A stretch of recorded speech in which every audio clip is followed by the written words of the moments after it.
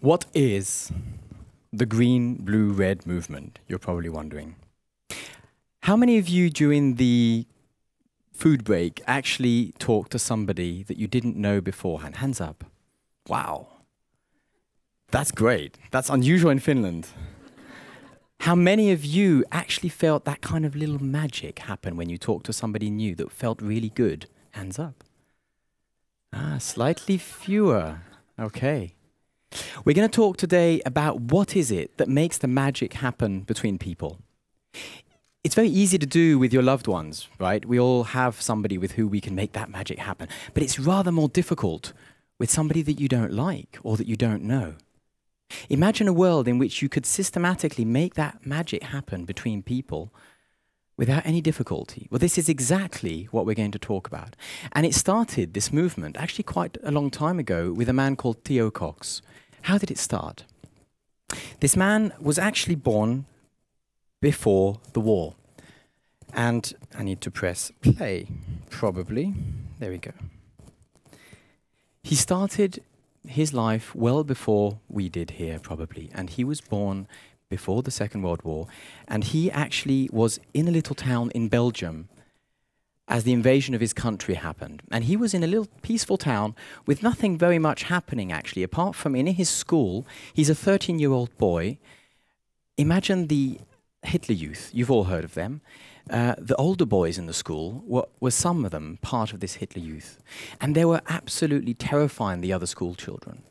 Why? Because they would simply say, if you disagree with me, I'm going to tell my parents to make your parents go to the Gestapo and be denounced and go to the camps. Terrible thing. So, of course, nobody would dare go up against them. And Theo had this rather unusual skill, which was running very fast. And sooner or later, of course, one of the older boys, in fact, the head of this Hitler Youth in the school, found that out, and it sort of brushed him against the wrong way, as we say in French. And he decided to challenge Theo for a race. And Theo had no choice but to accept. So imagine Theo standing in front of his entire school, small school, surrounded by a brick wall, which is the schoolyard, and all the children lined up into two lines about to watch them race. Theo, of course, was terrified. More terrified than any of us here talking tonight would ever be, because he is about to potentially see something terrible happen if he challenges him. Either way, he's either going to get socially humiliated or his parents probably sent off to camp. And what happened? Of course, they started to race. Of course, the older boy left a little bit earlier, and he was ahead. And within a few minutes, Theo was catching up with him. And as he was getting further, he was actually ahead of the older boy. And all Theo saw was on the corner of his eye, the head of the other boy leaping forward to try and make sure that he is hitting the wall before Theo. And all Theo remembers was the sound of that boy's head as it hits the wall and ends his life. Now that's terrible. That's a terrible memory. But what that left Theo was a big question about authority. Why? Because from that moment onwards, the whole school made him the unconditional leader. He had influence. He could make that magic happen with anybody in the school. Why? It wasn't his skill. It was just chance, or what was it? That question haunted him, and it took him later as an older man to study through music. For example, dance, like in the Finnish tango, or in music, in concerts, but also in influential speakers, like those here. Regardless of what their political message was, he studied what was it that influenced people, deeper than language. He was interested in a pattern that was deeper than language, semantics, and culture that we usually look at. And he was interested in finding, is there a universal pattern that pushes people to influence each other? And the surprising thing was that he found one. He found one that was the same whether you looked at Greek speakers, medieval speakers, or modern speakers, whatever their message was. It was pretty much the same. And what he found was that there were only three types of main intentions behind any communication: green, blue, and red. So this is what we're going to talk about. What is green? What is blue? What is red? You all have somebody beside you, probably that you don't know very well. I would like you to ask them one very quick question and answer the other person with one word. The question is very simple, maybe a bit scary in Finland. How are you feeling? Can you just do that with your neighbor? How are you feeling? And listen carefully to their answer.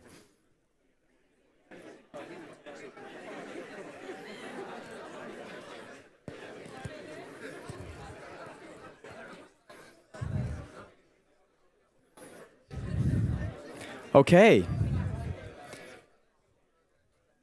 I could let you go on, and this would be a wonderful time of exchange. The point of this is to demonstrate what is green, what is blue, what is red. Think of blue as the human equivalent of peeing to mark your territory, like dogs do, right? What happens when you enter into a dog's territory, you probably are lining yourself up for a fight. Chances are the dog is going to fight and say, this is my territory, not yours, get out. That's what we do when we talk blue. Talking blue is when you say, I feel. When you asked each other, when you said, I feel good, bad, inspired, tired of this talker, whatever it is, you're talking blue. Okay? Talking blue is talking about what belongs to you, your feelings, your thoughts, anything that belongs to you. You're informing people. That's talking blue. What about talking green? Talking green, imagine a mother seeing her little girl fall and hurt her knee. If she were to say, I'm informing you that your knee hurts, that would be ridiculous, wouldn't it? No, she'd probably say, it must be hurting you. That's talking green. It's talking with empathy. It's asking a question about the other that's genuinely interested. It's also asking a person a question like you just did, how are you feeling? That's talking green. It's also stating something that the other person might be feeling without your judgment. Most people, when they start talking green, they talk a bluey green. They say something that actually reflects their opinion. Talking green is just saying, you're probably feeling this, or you are feeling that, and getting it right. Making that assumption right, okay? So talking green is talking about the other. Now, if you look at this picture, notice how the mother is above the daughter. We often believe that talking blue is in some way dominating others and higher and more powerful. Well, let's think about this. What does it mean to a child? Many of you have children here. You've probably said this before. You never listen to me. You never listen to me. What does the child understand? The child doesn't understand listen. The child understands obey. There's a huge difference between obeying and listening. Listening is actually just listening. It doesn't mean you have to agree or obey the other person. That's a huge thing. So then that child grows up to be a 45-year-old manager of a company and says, I'm the boss. I no longer want to listen to people. What is he actually saying? I no longer want to obey people. And the confusion is complete. So ladies and gentlemen, when you are trying to speak green, because you'll probably want to try this, remember that being green and listening doesn't mean agreeing with people or obeying them. It just means focusing on them a little bit. Having this empathy that Petri was talking about with the 2.0. It's empathy or sympathy. So what is red? Red is talking about shared action. Shared action is what you could do together with the person you're talking with. So if some of you were then talking about meeting up after this TED, well, that would have been red. How are you feeling? Great. Do you want to meet up for a beer? That's red. So red is often what we're focusing on. That's what we go into a conversation for usually, isn't it? But actually, if you take political speakers, it's going to be rather different. Let's look at, for example, this man that you all heard of, who is speaking in Berlin. Ich bin ein Berliner. I'm a little cake. This famous speech is actually an interesting example of how to structure colors. These influential speakers, and I'm not saying that he is the most influential, or that he's a good example. Here's just interesting how he structures it. Look at how much green he's talking. How much red he's talking. Is he talking about action, action, action? No, he's talking about what people have in their mind. If any of you are interested in this, I can show you the detailed transcript of a number of speeches, from Mandela to Gandhi to Hitler to JFK to even older speakers. Now, this is what's actually happening. 70% of the time, they're doing nothing other than talking about what the other person is thinking, feeling, or has in their mind. And that's a huge difference than what we usually do on a day-to-day basis, isn't it? On a day-to-day basis, we're taught in school, you have to inform people. In Finland, we say, and it's not probably the only place we say that speech is silver and silence is gold.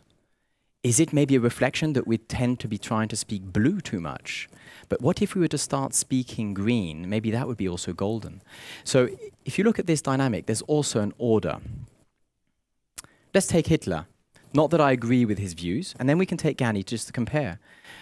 Hitler would say, people of Germany, you have suffered since the First World War. You want change. You are tired of the economic hardships. I don't like a certain type of person. Follow me, I have a plan. In brackets, because he was a manipulator, I will probably exterminate a number of people. Gandhi, on the other hand, did exactly the same thing. People of India, you are tired of the British colonialists. I don't like the British. Follow me in my peaceful movement. Notice the pattern. They're both doing the same thing. The only difference is one of them was manipulative because he was hiding his outcome. But that was the only difference. They were using the same mix of colors and separating them very clearly. You can look back to the speeches. So what is this actually about?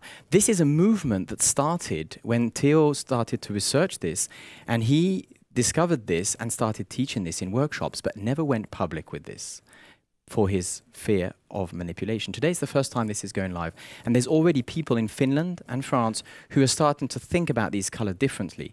And what happens when you do that, there's 5 changes that happen in interactions between people when you start to understand the difference between the colors. The first one, let's imagine a party. Let's imagine that we're in Turku, it's 2 o'clock in the morning after the cocktail tonight, the after party, right? Lots of alcohol, lots of loud music, lots of people having fun. At one point, you notice the host go into the door and the police officers at the door, 2 of them, the Finnish police. And they're saying this. You just hear what they say. They say, in Finnish, of course, are you having a good time? Kyllä, yes. Do you have enough alcohol? Kyllä, yes. Do you want to continue this party tonight? Kyllä, yes. Well, then turn the music off. Notice the pattern? It's called the 3 Ks. The Finnish police officers are already trained today to say 3 times yes. 3 kertaa kyllä. It's talking green before talking red. I wish all the police officers, including in France, would start doing this systematically. So talking green at the right time and blue and red at the right time solves conflicts without avoiding the issue. It actually helps to diffuse conflicts. Wouldn't that be wonderful if all of the persons of authority would actually learn how to do that? Not just the police, but also managers. The second example is taken from a company some of you know very well, Kone. Kone is a Finnish company selling elevators and escalators all over the world very successfully. And this is their #1 sales rep in India called Naresh. I was following Naresh doing his work. And he was selling escalators and elevators like others would sell hotcakes very successfully. They're expensive things. And what did he do? How much did he speak green, do you think? 90% of the time, he was speaking only green. He wasn't interested in telling them about the spec of the elevator. He was asking them about their family, understanding their needs, their fears, their hopes. And that there is his second phone, his 400 phone SIM card. Basically, he had 2 phones. This one was the one with his favorite customers, 400 of them. And he would every morning send them a pearl of the day, which basically said something like, if you want to count your wealth, do not count your money. Shed a tear and see how many hands come and pick up that tear. Okay, it might make you smile or cringe in Finland, but in India, that is actually very green. Most people loved it, and he'd get within minutes phone calls from all over India going like, Naresh, I'm very sorry, I can't buy Kone today, I have to buy Mitsubishi, but please keep me on your list. So yes, it helps influence without being manipulative. What about the third example? Imagine now that you're a bunch of students about to be recruited to a big petrochemical company. This is in Moscow, and this was a lady I was training in Paris to help influence and present more confidently. She was very shy. This is how she did it the first time.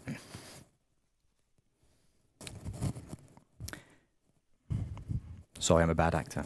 She was shy. I'm here to tell you about the company I work for. I'm going to tell you about the history And then I'm going to tell you about this, this, this, this. Okay, you get the idea. Blue. Okay. Second time round, 2 days later, super excited. She thinks, I'm going to do it again. And this is what she does. Green body language, looking at the people, not at her feet. And she says, in the last few weeks, you've been studying harder than you ever studied before, because in a few weeks from now, you'll be taking your final exams, probably the most difficult exams you'll ever have to take. When you've taken those exams, you'll probably want to get drunk, either to forget that you've done badly or to celebrate your success. And when you wake up from that huge crapula hangover, then you'll probably want to remember what I'm about to tell you next. Boom. Green. Can you feel the difference?